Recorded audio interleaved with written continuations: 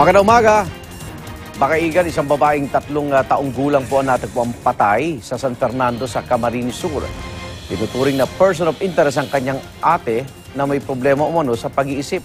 At narito ang unang balita.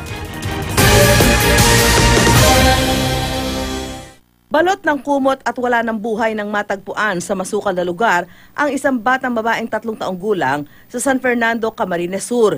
Iniimbestigahan pa ng mga pulis kung ano ang ikinamatay ng biktima. Sa pauna ng investigasyon, huling nakita ng isang saksi ang bata na dala ng kanyang 14 na taong gulang na ate na itinuturing ng person of interest. Yung kapatid niya na may dala sa kanya is pinaghihinalaan natin na ito ay may defect sa pag-iisip. Tumanggi na magbigay ng karagdagang pahayag ang pamilya ng biktima. Base naman doon sa sinabi ng witness, doon sa mga magulang is kumbinsido naman, sila para may palagay sila na talagang yung kaanak din nila yung naka-disgrasya doon sa bata.